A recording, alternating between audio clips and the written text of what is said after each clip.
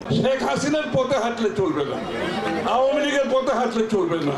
যে নতুন পথ তারেক সাহেব দেখিয়েছে আমাদেরকে, একে অপরের প্রতি শ্রদ্ধা করতে, অন্যের প্রতি সহানুভূতি দেখাতে, সহনশীলতা দেখাতে, সম্মান দেখাতে, ভিন্ন মত হলেও সেটা করতে হবে।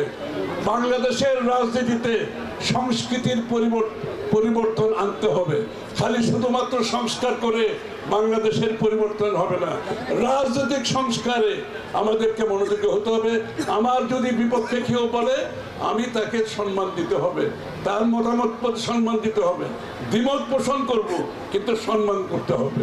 এইরকম বাংলাদেশ আমাদের বিএনপি, আমাদের জাতীয়তাবাদী চিন্তার যারা দেশপ্রেমিক জনগণ আছে, সবাইকে এই চিন্তার মধ্যে আগামী দিনের বাংলাদেশকে গড়ে তুলতে হবে। আমরা সংঘর্ষের রাজনীতি চাই না, আমরা কি বলে প্রতিশোধের রাজনীতি চাই না। আমরা চাই বাংলাদেশকে গড়ে তুলতে হলে হ্যাঁ বিচার তো করতে হবে, যারা চুরি করছে, যারা গুম করছে, যারা গুম করছে, সবার বিচার হতে হবে, কেউকে বিচারের বাইরে রাখা যাবে না, এটাও ঠিক। এদের সকলকে বিচারের সম্মুখীন হতে হবে। সাথে সাথে দেশ গড়ার প্রকল্প নিয়ে যেতে যে বিএনপির যে চিন্তা, সেটাকেও মাথায় রাখতে হবে, সামনের দিকে এগিয়ে যেতে হবে।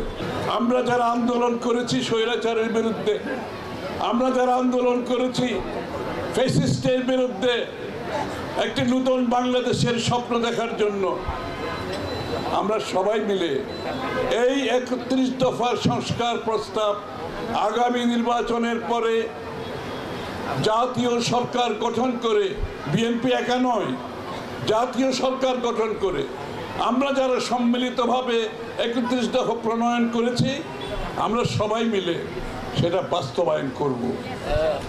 সুতরাং সংস্কারের গল্প আমাদেরকে বলার দরকার নেই। সংস্কারের গল্প যারা নতুন নতুন সংস্কার শিখেছে, সেটা তাদের মধ্যে, আপনাদের মধ্যে, নিজেদের মধ্যে রেখে দেন।